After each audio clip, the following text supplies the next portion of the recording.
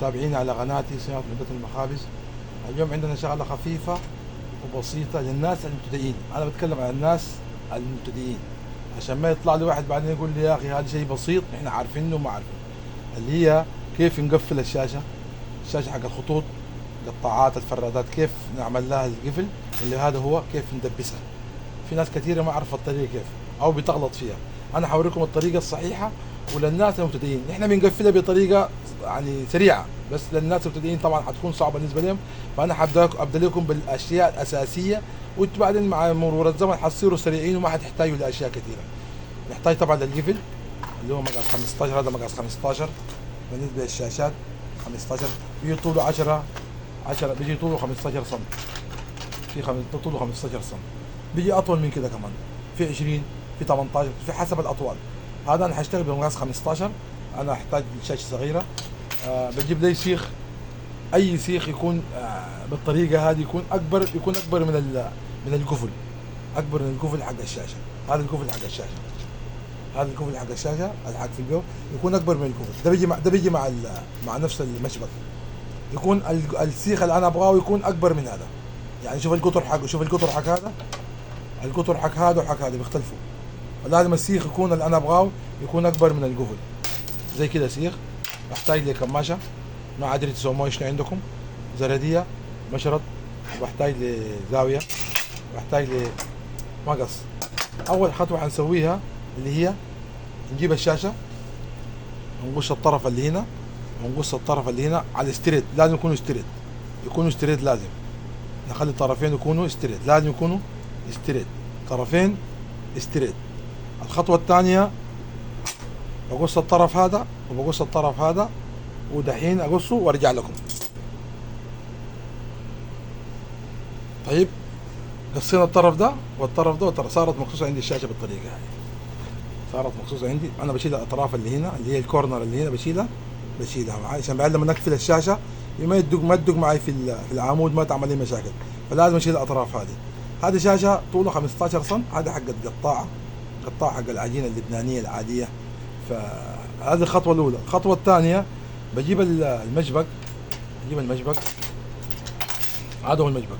باخذ المقاس حقي، شوف باخذ المقاس حقي من بداية أول شيء المقبس عنده اتجاهين، الاتجاه الصحيح اللي هو هنا، ما يتركب كده، هذا من تحت، تركب بالطريقة هذه.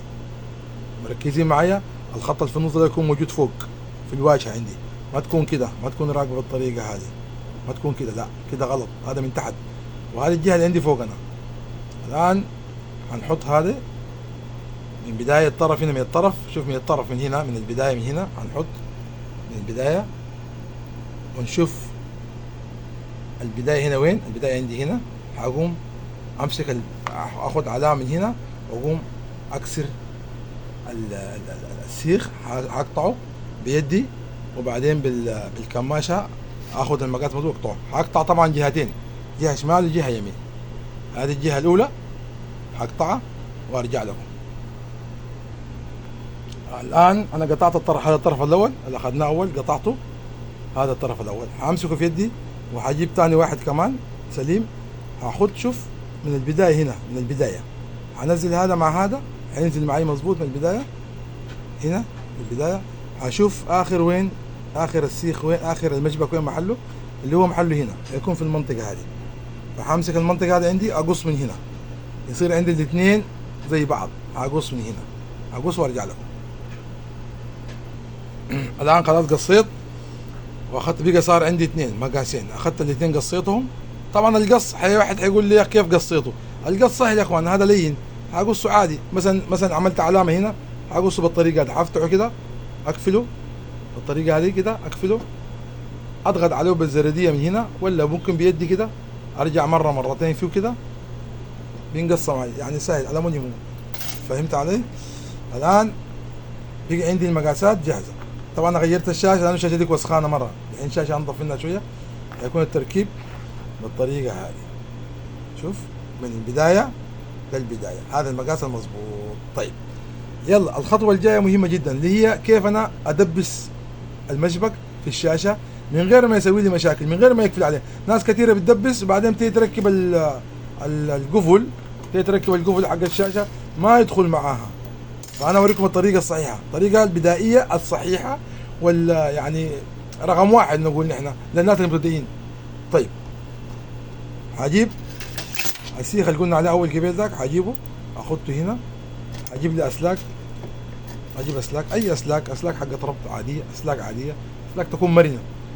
اثبت السلك هنا الطريقه هذه، اثبت السلك. شوفوا الطريقه كيف، السلك مع السيخ مع هذه، حثبت بالطريقه هذه هنا. اجيب الزرديه اقفل عليه كده، ثبت السيخ، ثبت السيخ مع القفل. نعمل تاني واحد، هذه هي السيخ.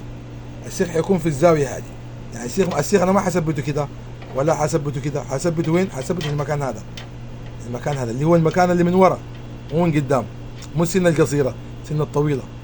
اخذته هنا في الكورنر. شوف هنا في الكورنر، حينام معي في الكورنر هذا. انا ابغى ينام في الكورنر هذا عشان ما لما اجي اقفل ما يضعج معي، يقفل لي الخط حقي. خلاص هذه هي. هذا السيخ الثاني، هذا السلك الثاني اركبه واشد عليه مظبوط عشان اضمن انه ما يتحرك معي، اضمن لما نقفل ما يتحرك معي. ابغى لي واحد ثاني كمان سلك هنا في النص، هذا خطيته في النص. شوف الطريقه كيف بين السيخ وبين المشبك، شغله سهله. بعدين اللي قدام ممكن تستغنوا عن السيخ، الواحد لما يصير خبره يقدر يقفلها بالطريقه اللي هو عايزها، لكن هذه الطريقه البدائيه والاوليه الصحيحه للناس اللي ما قادرين يقفلوا الشاشات عندهم. كده صار معي بالطريقه هذه، صار معي بالطريقه هذه. شوف قفلته بالطريقه هذه. الان الخطوه الثانيه، هاجي اقفل هذول شويه، اضمهم لبعض شويه بس انه بعد لما ادخلهم في الشاشه ما يسوي لي لوز، يكونوا قريبات من بعض.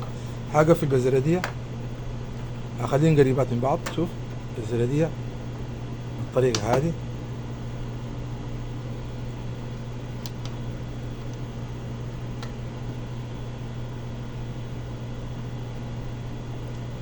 كده بالطريقه هذه. اقفل واحد، اسحب الاثنين مع بعض، الاثنين مع بعض. شوف هذا الحين قاعد اضيق، انا بضيق كل مره، بضيق بخليها تصير صغيره، اضيق المكان عشان انه ادخلها في الشاشه ما تعمل لي مشاكل بعدين، تعمل لي لوز. انا بضيق الطريقه هذه واحده، هذه كمان مع بعض. شوف طريقه كيف، شوف ها شوف كيف هنا واسع هنا ضيق، بالطريقه هذه. ما تضغطوا عليه كثير لانه خفيف.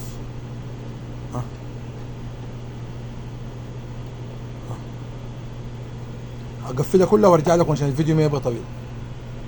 كده خلاص كلها ضيقت المجرى. شوف ضاق كيف ضيقته، اساسين لما اجي ادخله في الشاشه هنا، ادخل في الشاشه ما يكون عندي واسع ما اقدر اتحكم فيه، بخليه بضيق المسافه عشان يركب معي في الشاشه مباشره. الان شوف يركب معي وانا مرتاح من غير ما يكون في لوز.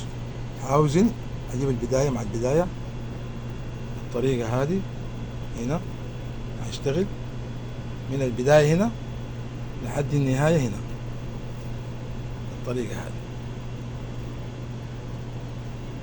كده، يكون عندي بالطريقه هذه. اهم شيء السيخ هذا يضرب وين؟ السيخ هذا يكون داق وين؟ يكون يضرب في يلامس الشاشه. هذا السيخ لازم لما اضغط عليه كده بالطريقه هذه يكون ملامس للسيخ من هنا بالطريقه عشان يديك ميزاني واحد. يعني انا بضغط عليه كده، شوف لو لاحظتوا الشاشه من تحت ملامسه مع وين؟ ملامسه مع السيخ من هنا، لازم يكون ملامسه مع السيخ. تمام خلاص. الان كده انا اقدر اقفل. الخطوه اللي بعدها همسك الشاشه كويس وامسك السيخ كويس واتاكد انه ضاغط عليه، ضاغط على السيخ. هجيب الكماشه هذه ولا الزرديه الميم اللي متوفر، هضغط على السيخ، هضغط على القفل من هنا، اضغط عليه من هنا اساس انه يضغط في الشاشه، يمسك في الشاشه. هثبت من هنا. الخطوه الاولى هذه هي، بعد ما وزنتها خلاص مظبوط، الميزانيه حقتي مظبوطه 100%. هذه الخطوه الثانيه امسك الزرادية ولا الكماشة، اضغط على الشاشة من هنا شوية، ضغطة خفيفة، ها ضغطة خفيفة، اضغط من هنا، اضغط من هنا، اضغط من هنا،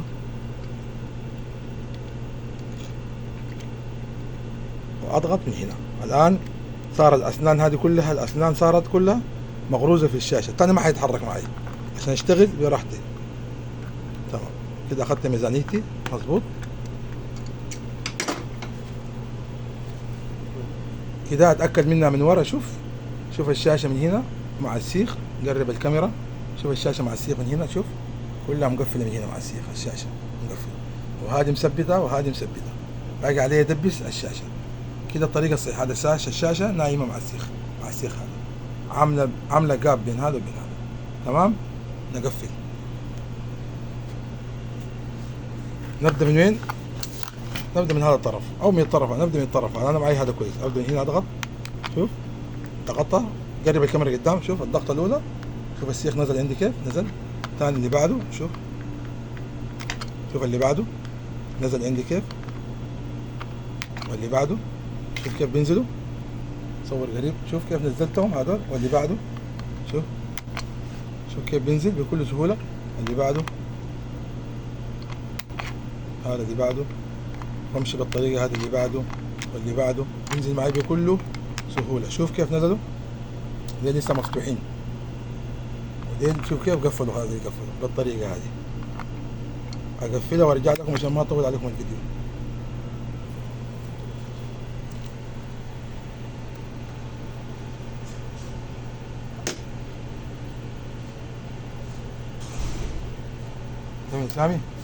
سامي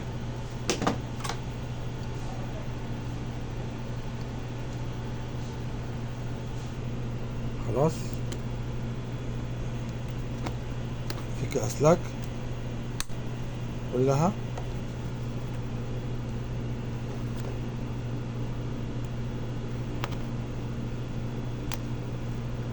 فك الأسلاك كلها، بسحب السيخ، سحبت السيخ، فك الأسلاك، لف شوية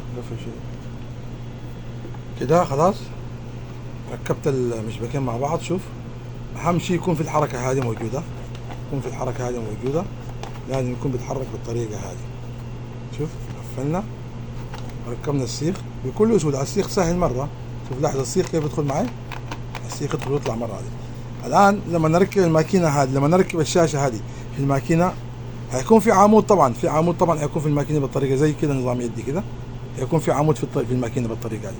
بعد ما تركب في الماكينة لازم هذا يندق بالشاكوش، كل منطقة يدق هنا بالشاكوش، المنطقة هذه ما في النص هنا فوق، الأطراف هذه يدق بالشاكوش وهي داخل الماكينة بعد ما تركب وتشد، ونفس المنطقة كمان المنطقة هذه فوق عشان تقفل معاك جوا بالشاكوش. تمام. يعني هذه بعد ما تركب في العمود تدق المنطقة هذه بالشاكوش دقة خفيفة. أنا هرسل لكم برضو فيديو كيف طريقة تركيبها في الماكينة. السلام عليكم.